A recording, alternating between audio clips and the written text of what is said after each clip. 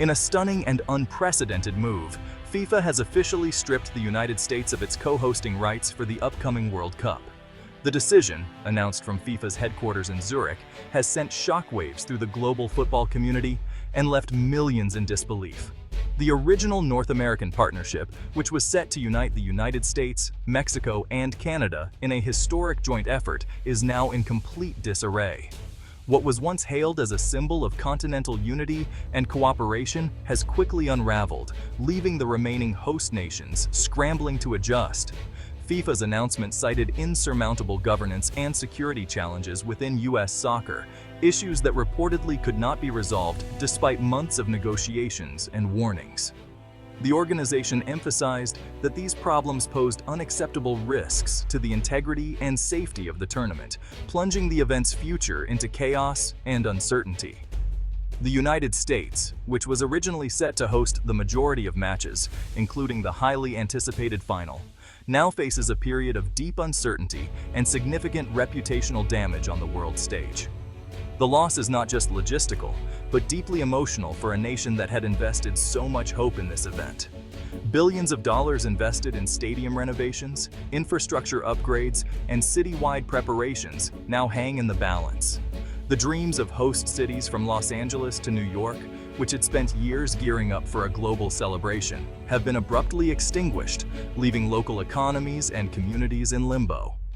Local organizing committees, who dedicated countless hours and resources to planning, now face the grim reality of financial loss and widespread disappointment. Volunteers, city officials, and business owners are left to pick up the pieces, uncertain of what the future holds. This marks the first time in modern history that a host nation has been stripped of its rights so close to the tournament's kickoff. The decision sets a dramatic precedent and raises questions about the future of international sporting events and the standards required to host them. In its official statement, FIFA pointed to a complete breakdown in trust and a failure by U.S. soccer authorities to meet critical milestones. The organization stressed that the decision was not taken lightly, but was necessary to protect the tournament's integrity and the safety of all participants. The shock waves from this decision are being felt not just in boardrooms and stadiums, but in the hearts of American soccer fans everywhere. For many, the World Cup was a once-in-a-lifetime opportunity to witness the world's biggest sporting event on home soil. Now, those dreams have been shattered, leaving a nation to grapple with disappointment and uncertainty about its place in the global football community. FIFA's drastic decision to intervene was driven by two critical and interconnected issues: security and governance. These are the pillars that uphold the integrity and smooth operation of any global sporting event, and in this case, both were found to be severely lacking.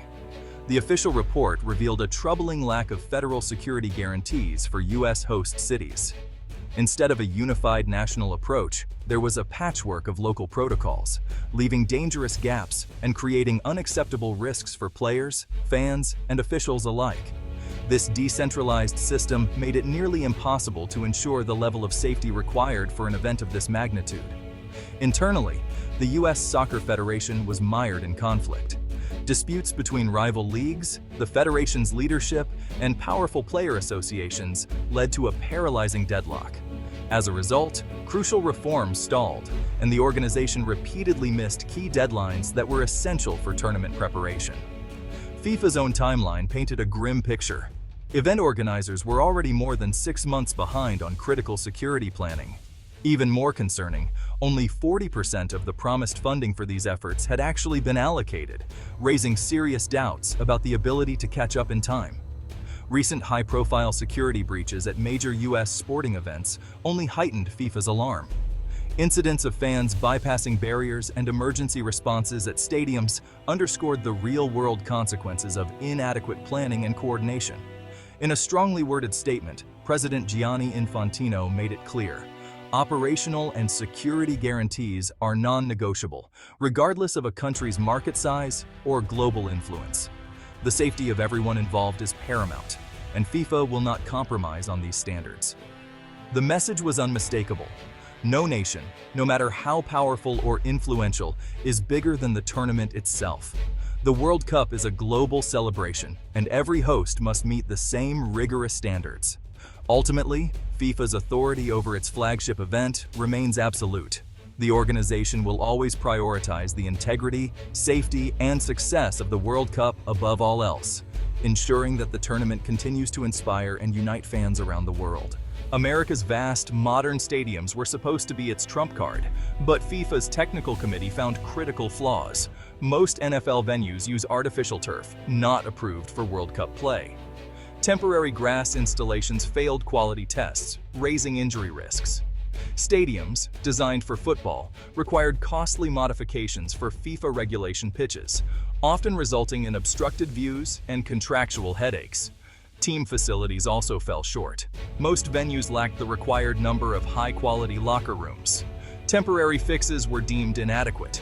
In the end, turf quality, field dimensions, and subpar facilities painted a picture of compromise FIFA refused to accept, despite the impressive exteriors. With the US out, Canada stepped up. The Canadian Soccer Association and federal government immediately confirmed their readiness, with Prime Minister Trudeau pledging full support. Toronto and Vancouver had already met FIFA's requirements, with upgraded stadiums and proven track records. Canada's contingency plan added Montreal, Edmonton, and Hamilton as host cities, offering a turnkey solution.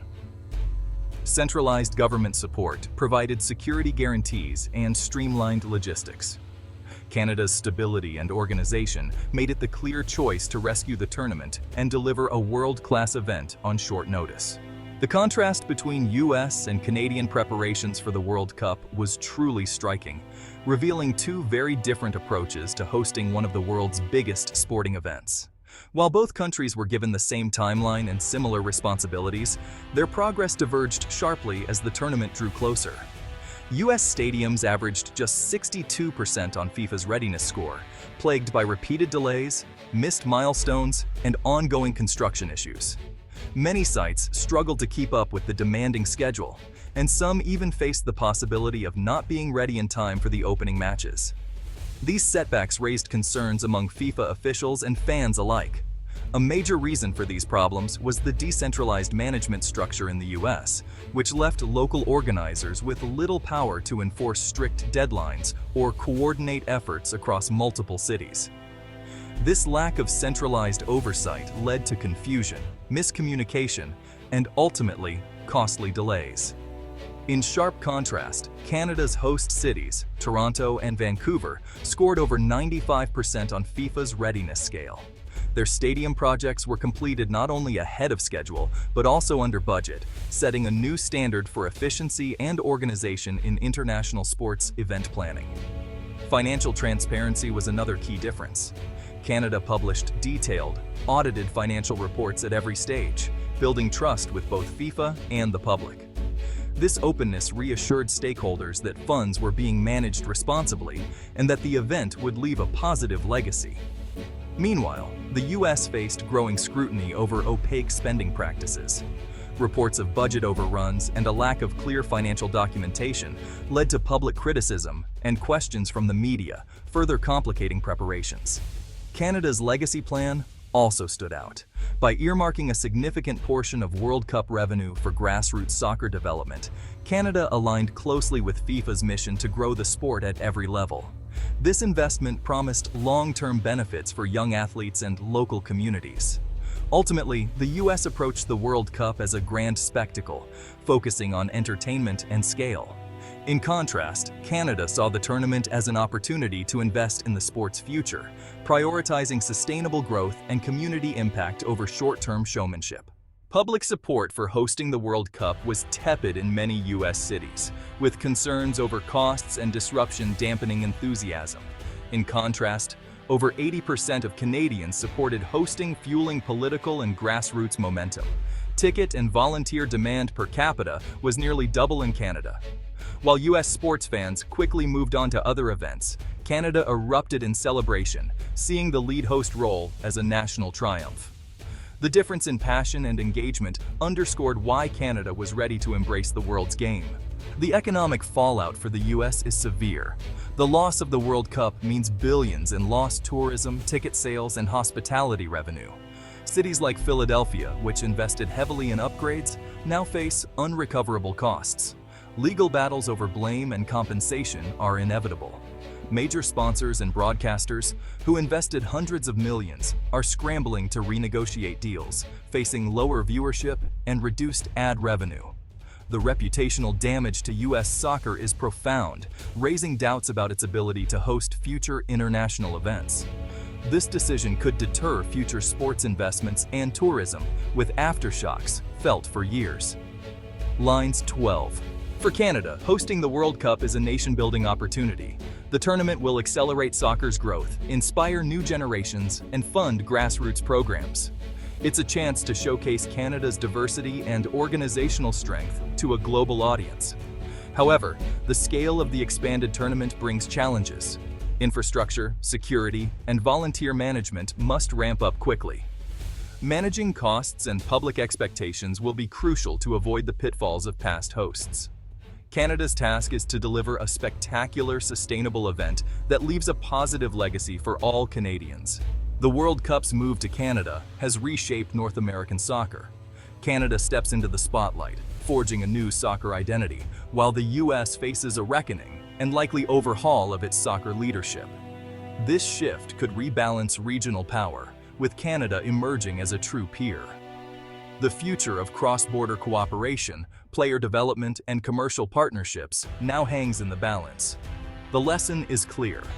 Soccer's growth depends not on market size, but on unity, stability, and vision. As a new era begins, the question remains: will the U.S. learn from this crisis and build a stronger foundation for the beautiful game?